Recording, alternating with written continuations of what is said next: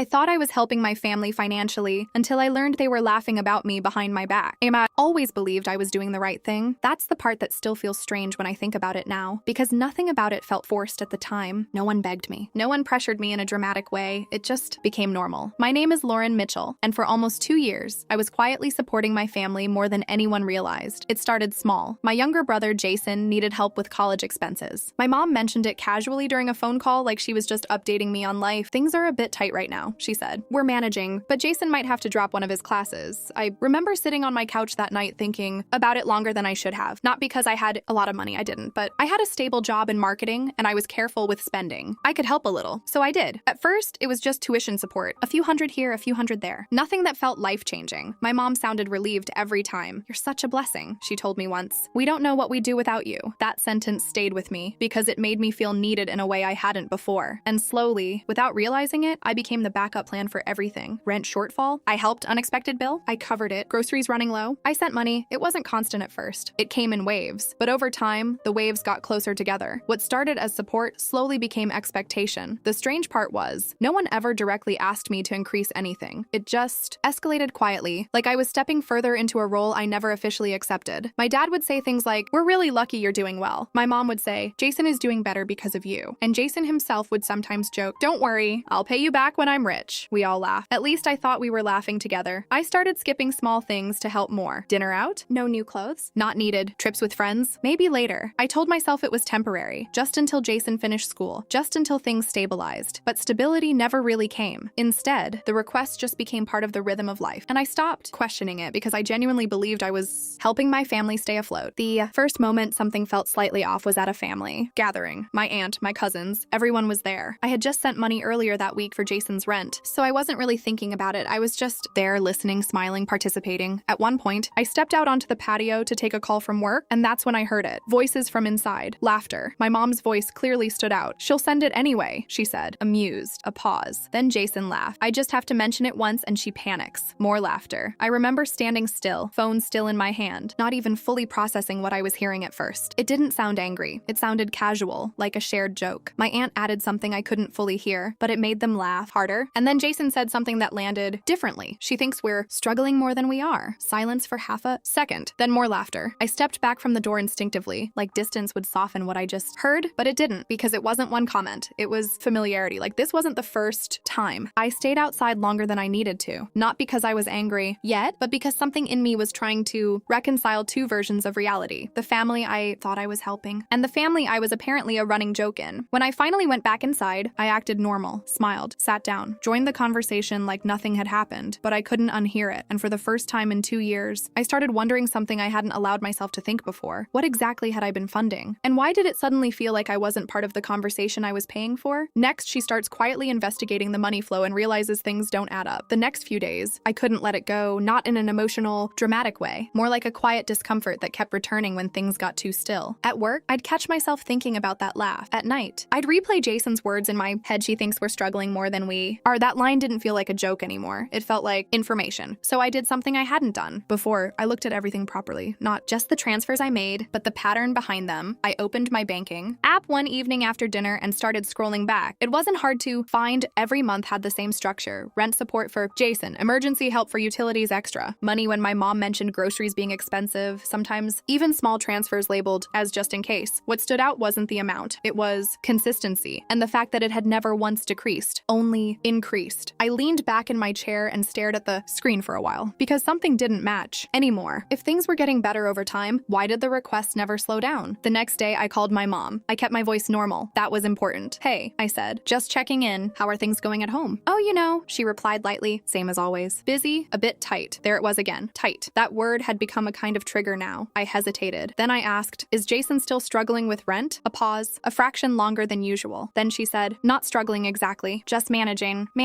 not struggling." That difference stuck with me. I nodded even though she couldn't see me. "Okay," I said slowly, "because I've been helping every month, so I just wanted to understand the situation better." Her tone shifted slightly. "Oh well, we don't like to make a big deal out of it," she said. "It just helps take pressure off." Something about the phrasing felt rehearsed, like it was meant to close the conversation, not continue it. I didn't push further, not yet, but I made a mental note. That night, I decided to talk to Jason directly. He answered on the second ring. "Hey sis," he said casually. "What's up?" I kept my tone light. "Just wanted to ask how school's going. And everything else? Good, he said. Same old. Stressful, but fine. A pause. Then I asked, are you still having trouble with rent and bills? There was a small hesitation, not long enough to be obvious to anyone else, but I noticed it. Not really, he said. Why? That question mattered more than the answer. I leaned forward slightly. Just checking, I said. Because I've been helping every month? Oh yeah, he said quickly. I mean, it helps a lot. We'd be screwed without you. That sounded like the version I was supposed to hear, but it didn't feel like the full picture anymore. After we hung up, I sat there for a while, trying to align two things that no longer matched. At night, I couldn't sleep properly. Not because I was angry, because I was starting to feel something I hadn't felt before. Uncertainty about the story I had been told. A few days later, I visited my parents' house. I didn't tell them in advance that I was coming. I just showed up with groceries. My mom greeted me warmly, like always, too warmly, like nothing had changed. Jason was there too, on his phone, relaxed. No sign of financial stress, no urgency, nothing that matched the version I had been supporting. At one point, I walked into the kitchen and overheard my mom speaking to my aunt on speakerphone. She didn't notice me at first. They really think she's keeping us afloat, she said, almost amused. My hand stopped mid-motion. My aunt laughed on the other end. That's still going on? My mom replied, she feels good about it. So we let her. There was a pause. Then Jason from the hallway added casually, she likes being the responsible one. They all laughed again. Not loudly, not cruelly, just comfortably, like this was normal. Like, I was the only one who didn't know the full script. Stood there for a moment without moving. Not because I was shocked anymore, but because something had finally become clear. Wasn't just helping my family, I was being managed inside a story I hadn't agreed to, and for the first time, I didn't feel useful, I felt played. Next, she starts pulling back financially, and the family reacts faster than she expected. I didn't cut them off immediately. That's not how it started. At first, I just slowed down. I told myself I was reorganizing my budget, which wasn't even a lie. I genuinely needed to step back and think clearly. So when the next request came in, I didn't respond right away. It was my mom this time. A message. Simple as always. Hey, sweetheart, rent is due soon for Jason. If you can help, it would really take pressure off this month. I stared at it longer than I used to, a few months ago. I would have already sent something back without thinking. This time, I didn't. Instead, I put my phone down and waited. Not out of spite, out of curiosity. What would happen if I didn't immediately fill the gap? A few hours later, Jason texted me directly. Hey, did you see mom's message? No greeting beyond that, no context, just assumption. I replied calmly, yes, I saw it. Almost instantly, he responded again. Okay, cool, just checking. It's kind of urgent. Kind of urgent. That phrase used to trigger me, now it just felt familiar in a different way. I didn't reply after that, and for the first time, I noticed how quickly silence creates urgency. The next day, my mom called. I let it ring once before answering. Hey, I said. Her voice was softer than usual. Hi, sweetheart. Everything okay? Yeah, I said. Just busy. A pause, then she added, Jason mentioned rent might be a bit tight this month again. There it was, the reset. Like nothing had been discussed before. I kept my tone steady. Is it actually tight? I asked. Another pause. Longer this time. Then she said, well, things are always a bit flexible around here. You know how it is. That answer didn't explain anything, but it confirmed something. There wasn't a crisis. There was a system, a rhythm, a predictable cycle I had been placed inside. I took a breath. I think I need to understand something, I said carefully. Oh, she replied. Are things actually difficult right now? I asked. Or has this just become something I've been stepping in to cover regularly? The line went quiet. Not awkward silence. Strategic silence. Then she said, we don't think of it like that. That sentence told me more than anything else. Because it wasn't a yes or no. It was avoidance of the structure of the question itself. I nodded slowly, even though she couldn't see it. Okay, I said, and ended the call shortly after. That night, I couldn't stop thinking about how easily I had accepted their version of reality. Not because I was naive, but because I trusted the roles I was placed in. Helpful daughter, responsible sister, the one who could manage it. The next turning point came unexpectedly. A cousin from a family gathering messaged me. We weren't close, but we had each other on social media. Her message was simple. Hey, I didn't know if I should say this, but I heard your mom and Jason talking about you last weekend. I felt my stomach tighten slightly. I didn't respond immediately. She continued anyway. Nothing bad exactly, just like jokes about how you always send money when they hint at it. I didn't think it was funny, honestly. Then she added, I just thought you should know. I sat there for a long time after reading it, not because it was shocking, because it confirmed what I had already heard once. But now it wasn't accidental. It wasn't a one-time overheard moment. It was a pattern that existed even when I wasn't in the room. That night, I checked my bank app again, not to see what I had given, but to see what I had been building. And something inside me finally shifted, because I realized I wasn't just supporting them. I was maintaining a version of them that only existed because I kept paying for it. And without me, that version wouldn't hold. For the first time, I didn't feel guilty. I felt clear, and clarity is usually what comes right before change. Next, she stopped sending money completely, and the family finally realizes she's not playing the role anymore. The first month I didn't send anything felt strangely quiet, not peaceful, just different. Like I had stepped out of a room that had been noisy for so long, I didn't realize how much it was shaping my attention. No urgent text from Jason. No casual just checking in messages from my mom framed like updates. At first I assumed it would build slowly, a reminder, then another, then pressure. But instead there was silence. That silence said more than anything else had so far, because it wasn't confusion. It was adjustment, and I was no longer part part of the automatic response system. 2 weeks in, Jason finally texted, "Hey, everything okay?" That was it. No mention of money, no indirect reference, just that. I replied simply, "Yeah, I'm just handling some things on my end." He didn't respond for hours. When he did, it was shorter than usual. Got it. That was the first time I felt the shift clearly. Not in what they said, but in what they stopped assuming. A few days later, my mom called again. I let it ring twice before answering. "Hey," I said. Her tone was light at first. Too light. "Hi, sweetheart. Haven't heard much from you lately." "I've been busy," I replied. A pause. Then she added, "Jason said you might be tied up financially right now." That sentence landed differently. Not concern. Interpretation. Like she was explaining my situation to herself rather than asking about it. I stayed calm. "I'm not tied up," I said. "I just stepped back from sending money regularly." Silence. Not long, but noticeable. Then she said, "Oh, just that." No question, no follow-up. Then almost immediately, a shift in tone. "Well, that's understandable," she added. "Everyone has to manage their priorities." I nodded even though she couldn't see me. "Right," I said. But something about the speed of that acceptance felt off. Like it wasn't acceptance at all. It was recalibration. After we hung up, I sat with that feeling for a while. Because something didn't add up. If they truly depended on my help the way I had been led to believe, this would have caused panic. Instead, I got adjustment, not collapse. That evening, I decided to visit without warning again. I didn't tell them I was coming. I just showed up. The house looked the same, but the atmosphere inside wasn't. Jason was on the couch, relaxed. My mom was in the kitchen cooking. No visible stress. No urgency. No signs of the financial strain I had been constantly absorbing. When my mom saw me, she smiled. "Oh, hi," she said. "You didn't say you were coming." "I was nearby," I replied. Jason looked up briefly. "Hey," he said casually. "Long time." That was it. No awkwardness. No tension. Just normality. Except it wasn't normal. It was adjusted normality. Like something had already been rewritten to function without me. I walked into the kitchen and noticed something immediately. There were new groceries. Better stocked fridge than I expected. My mom followed my gaze. "Oh, we've been budgeting a bit differently lately," she said. There was a lightness in her tone that didn't match the words. I nodded slowly. "I see." Then I asked carefully, "How's rent going for Jason?" She didn't look up immediately. "Oh, that's all sorted for now," she said. "He's managing." Managing. Again. But this time, it didn't feel like a soft word. It felt like confirmation. I turned slightly toward Jason. He avoided my eyes for a second longer than necessary, then said, "Yeah, it's fine." Not gratitude. Not explanation. Just closure. And that's when it hit me fully. They weren't struggling in the way I had been told. They were adapting around the absence of what I provided. And the system was already stabilizing without me. I felt something settle inside my chest. Not anger. Not sadness. Just clarity. Because now I understood something important. My role had never been about necessity. It had been about convenience. And convenience is always replaced when it stops being available. On the drive home, my phone buzzed. A message from my mom. "You should come for dinner this weekend. It would be nice to see you properly." I stared at it for a long moment. Not because it was emotional, but because it felt timed. Not for connection, for reconstruction. And for the first time since all of this started, I didn't immediately feel pulled back in. I felt distance. Real distance. And I realized something I hadn't been able to admit before. They weren't going to come clean. Because in their version of the story, nothing needed to be fixed, only managed. Next, she attends the dinner and realizes the family dynamic has already shifted without her, and not in the way she expected. I almost didn't go to the dinner. That message sat on my phone for hours before I replied. Not because I was emotional about it anymore, but because I was starting to understand what these invitations really meant. They weren't just social. They were resets. A way to pull things back into the old shape without addressing anything directly. In the end, I went. Not out of obligation, out of curiosity. I wanted to see what normal looked like now that I wasn't playing my part. When I arrived, my mom greeted me the same way she always had. Warm smile, light hug, easy tone. But something was missing. Not from her behavior. From the structure, there was no subtle steering toward problems. No quiet references to bills or stress. No indirect openings for me to step in. It felt neutral. And that neutrality was more revealing than anything else so far. Jason was already there, sitting at the table, relaxed, phone in hand. No urgency in his posture. No performance of stress. Just existing. That alone told me everything I needed to know. My presence was no longer part of a system he depended on. Dinner started normally. Conversation about work, family updates, small talk. I stayed observant, not cold, just aware. At one point, my mom said, "It's nice having everyone together again." Jason nodded. "Yeah, feels like it's been a while." No mention of anything else. No tension. No gap that needed filling. I realized then that the absence of money hadn't created a visible crisis. It had created adaptation. They had simply adjusted their expectations outward instead of inward. At some point during dinner, my aunt asked casually, "How's everything going, Lauren?" It was the first direct question I had received all evening. I answered honestly. "It's been good. I've just been focusing on my own finances and priorities lately." A small pause followed. Not uncomfortable. Just processed. My mom smiled slightly. "That's good," she said. "It's important to focus on yourself too." That was it. No follow-up, no deeper curiosity, no emotional pull, just acknowledgement. And something about that felt more revealing than confrontation. After dinner, I helped clear the table automatically. Old habits don't disappear instantly, but Jason stood up too, for the first time in a long time. Not because anyone asked him, just because it was happening. We worked in silence for a moment, placing dishes in the kitchen. At one point, he said casually, "Things are a bit easier now." I looked at him briefly. "What do you mean?" I asked. He shrugged. "Just less pressure, I guess." Less pressure. Not less struggle. Not improvement. Just redistribution. redistribution. That word stayed with me, redistribution, because it implied something I had never fully acknowledged before. The pressure had always existed. It just used to be directed toward me. Later, when I was about to leave, my mom walked me to the door. She seemed calm, almost content. "You've been busy lately," she said. I nodded. "Yeah," she smiled. "Well, we're always here when you want to come around more often." That sounded normal, but I heard something else in it. A quiet re-entry offer. Not pressure, just availability. As if nothing had really changed. On the drive home, I thought about that dinner. There was no confrontation, no emotional breakdown, no apology. And yet everything had shifted, because now I could see clearly what I couldn't before. I hadn't been supporting a struggling family. I had been maintaining a dynamic where my involvement was assumed, appreciated only when convenient, and never questioned because it benefited everyone else. And when I stepped back, they didn't collapse. They adjusted, which meant I had never been the foundation, just the buffer. My phone buzzed again before I got home. A message from Jason. "Hey, random question. Do you know if you'll be able to help with anything next month, or should we plan differently?" I stared at the screen for a long time, not angry, not surprised, just clear. Because even now, after everything, the assumption was still there, just softer, more careful, but still there. And this time I didn't reply immediately. Next, she finally responds differently, and the family realizes she's no longer predictable. Jason's message sat on my screen longer than it should have, not because I didn't know what to say, because I was finally noticing how automatic my response used to be. He had asked a simple question, something I would have answered immediately a few months ago. Now it felt like a test I hadn't agreed to take. I didn't reply right away. Instead, I put my phone down and went about my evening, cooked dinner for myself, watched something I didn't fully pay attention to, checked my phone again later. The message was still there, no follow-up, no urgency, just waiting. That waiting feeling was important, because it used to trigger me into action. Now it just felt observable. The next morning, I finally replied, not emotionally, not defensively, just clearly. "I'm not planning on contributing financially going forward. You'll need to plan without that." I read it twice before sending. It didn't feel dramatic. It felt final. Within minutes, my phone rang. Jason. I didn't answer. It rang again. Still didn't answer. Then came a message instead. "What do you mean you're not contributing anymore?" Short, direct. No casual tone left. I didn't respond immediately, because now the tone had changed. Not confusion anymore. Adjustment pressure. A few hours later, my mom called. I answered this time. Her voice was controlled. "Careful. Hey, Jason said you're not helping anymore?" I said, "I'm not contributing financially going forward," I replied. A pause. Then she said, "Is something wrong?" That question felt familiar, but different now, because before it was asked to understand me. Now it was asked to restore a system. I stayed calm. "No," I said, "nothing is wrong. I'm just stepping out of that role." Silence. Longer than before. Then she said, "This is very sudden?" I almost smiled. Sudden. That word didn't match the timeline. It matched the impact on them, not the reality I had lived. "I don't think it's sudden," I said gently. "I think it's just new to you." Another pause. Then her tone shifted slightly. "Jason has been relying on you," she said. That line. Not we. Not the family. Jason. I nodded even though she couldn't see me. "I understand that," I said, "but that doesn't mean I can stay responsible for it." Silence again. This one heavier. When she spoke next, it was quieter. "So what are we supposed to do now?" There it was again. The same question from before, but now it carried something sharper. Expectation, not curiosity. I took a breath. "I think you do what I've been doing without realizing it," I said. "You adjust." She didn't respond immediately. Then she said, "That's not the same." "No," I replied. "It's not. That's the point." The call ended shortly after that, not abruptly, just unfinished. Like neither of us had anything left that could move the conversation forward. That evening, Jason showed up at my apartment. I hadn't told him where I lived, but my mom had. Of course she had. I opened the door, and he stood there for a moment like he wasn't sure how to start. That was new. He always used to start easily. Now he hesitated. "You're really doing this?" he asked. I leaned against the door frame. "I already did it," I said. He exhaled. "This is going to mess things up for everyone." I nodded slowly. "I know," I said. "It already is." That honesty seemed to throw him slightly off balance, because I wasn't arguing. I wasn't defending. I wasn't negotiating. He looked at me for a moment, then said, "We didn't think it was that serious." And there it was again. Not denial. Distance from consequence. I met his eyes. "That's the problem," I said quietly. "It never felt serious to you because it wasn't your responsibility to carry it." He didn't respond right away. For the first time, he looked uncomfortable in a way that wasn't about money. It was about recognition. Finally, he said, "So what now?" I thought about it honestly. "Now you figure it out without assuming I'm part of the solution." That landed. Not loudly, but fully. He nodded slowly, like he was trying to accept something he didn't have a replacement for yet. Then he left. No argument. No resolution. Just departure. That night, I sat alone in my apartment for a long time. Not because I felt guilty, but because I was realizing something important. When you remove yourself from a system people depended on without noticing, they don't just lose support. They lose the structure they built around your predictability. And that's what makes it uncomfortable. Not the money, the change. Next, the family tries to rebuild the dynamic by guilt and reinterpretation, and she has to decide whether to respond at all. After Jason left, I expected anger to escalate. It didn't happen the way I imagined. There was no flood of calls, no nonstop arguments, no dramatic family breakdown. Instead, something more subtle started forming. Reframing, the kind that tries to soften reality until it fits something easier to live with. My mom texted the next day, "We should talk when you have time. I just want to understand your perspective better." It sounded reasonable on the surface, but I could feel the shift. It wasn't about understanding understanding anymore. It was about restoring alignment. I didn't respond right away because I was starting to notice something important. Every time I stepped out of their expectations, the language around me became softer, more careful, more emotionally framed. Not because they suddenly became more reflective, but because the system needed repair. 2 days later, I agreed to meet her at a cafe. Neutral place, neutral tone. Or so I thought. She arrived early and hugged me like nothing had changed. That was her way of resetting the room before it even started. We sat down and for a moment there was small talk. Work, weather, general updates. Then she leaned in slightly. I think there's been a misunderstanding between us, she said gently. I stayed quiet. She continued. Jason feels like things were more stable when you were helping, and now everything feels uncertain. I nodded slowly. That makes sense, I said. If you remove something predictable, things feel uncertain. She seemed relieved by my tone. Then she added, we never wanted you to feel responsible for everything. That sentence again. I looked at her. I believe that, I said, but I did end up being responsible for it anyway. A pause. She stirred her coffee slowly. You never told us it was too much, she said. That one landed differently. Because it wasn't false. But it also wasn't the full picture. I leaned back slightly. I didn't say it because I didn't realize I had the option not to do it, I said calmly. It wasn't presented as something I could step out of. Silence followed. Not tense. Just real. Then she said something softer. We're just trying to figure out how to move forward as a family. That word again. Family. Used like a bridge, but also like a pressure point. I nodded. I understand, I said, but moving forward can't mean going back to me automatically filling gaps. Her expression tightened slightly. So what do you want us to do? She asked again. The same question. But now it sounded more tired than confused. I took a breath. I want you to stop building expectations around my availability, I said, and start building your plans around what actually exists, not what used to be possible. She looked down for a moment, then said, that's going to change things a lot. I replied simply, it already has. When I left the cafe, I didn't feel lighter. I felt more grounded because now I could see something clearly. They weren't trying to manipulate me in a calculated way. They were trying to restore comfort, and my absence had disrupted that comfort more than they were willing to admit. That evening, Jason texted again. Mom said you think we were taking advantage of you. I stared at the message for a moment because that wasn't what I had said, but I also knew how it had been translated. I replied slowly. I said I was placed in a role I didn't realize I could step out of. That's different. He didn't respond for a while. When he did, it was shorter than usual. Okay. No follow-up, no argument, just distance. Later that night, my mom called again. I didn't pick up. Instead, I watched the phone ring and go to voicemail, then ring again, then stop. And for the first time, I didn't feel pulled into it. I felt outside it. Not because I stopped caring, but because I stopped confusing responsibility with connection. And that distinction changed everything, because now I could finally see what had been happening all along. I wasn't just part of their support system. I had been the assumption that held their version of stability together. And once that assumption broke, everything else had to adjust. Next, the final confrontation happens when the family tries one last emotional appeal, and she makes a permanent boundary decision. The final conversation didn't come as a surprise. I could feel it building for days before it happened. The messages slowed down, but the tone shifted again. Less questioning, more emotional framing, more references to family and how things used to be. Then my mom asked to come over. Not a cafe this time, my apartment. That detail mattered more than it should have, because it felt less like a conversation and more like an attempt to re-enter my space. I agreed, not because I was unsure, because I wanted closure that wasn't built on avoidance. When she arrived, she looked the same as always. Calm, put together, familiar, but the energy between us wasn't. She sat down carefully, like she was trying to choose the right emotional starting point. For a while, she talked about small things. Work, health, Jason adjusting. Then she finally said it. We miss how things were. Not dramatic, just honest. I nodded slowly. I understand that, I said. She leaned forward slightly. Jason is struggling to adjust, she added. He didn't realize how much he depended on your help until it stopped. There it was again. Not denial. Reconstruction? I looked at her. That's exactly why I had to stop, I said calmly. Because if someone's stability depends on my constant involvement without question, that's not sustainable for either side. A pause followed. She shifted in her seat. We never meant for it to become like that, she said again. I believed her. But I also knew it didn't change what it became. I know you didn't, I said, but it still did. Silence settled between us. Not uncomfortable now, just final. Then she said something quieter. So what happens now? I thought about that for a moment. Not emotionally, practically. Now, I said, you build without assuming I'm part of the structure. Her eyes lowered slightly. That feels like we're losing you, she said. I shook my head gently. No, I replied. You're just learning where I end. That sentence stayed in the room longer than anything else, because it wasn't rejection. It was definition. And definitions are harder to argue with than feelings. She stood up slowly after that, not upset, not angry, just accepting that the conversation had reached its limit. Before leaving, she paused at the door. I hope you don't think we used you, she said softly. I met her eyes. I don't think it was intentional, I said, but I think I was used in practice. She didn't respond to that. She just nodded once and left. After she was gone, the apartment felt unusually still, not empty, just clear. A few days later, Jason sent one last message, not asking for money, not questioning. Just, I guess things are different now. I stared at it for a long time, then replied, yes, they are. And that was it. No argument followed. No attempt to pull me back in, because there was nothing left to negotiate. Later that evening, I sat by the window thinking about everything that had changed, not just the money, but the structure, the unspoken expectations, the role I had stepped into without realizing realizing it was optional. I didn't feel anger anymore, or even sadness, just clarity. Because I finally understood something simple. I hadn't lost a role. I had stopped carrying one that was never meant to define me, and in the space that followed, something quieter replaced it. Respect for myself, and for the line I finally drew.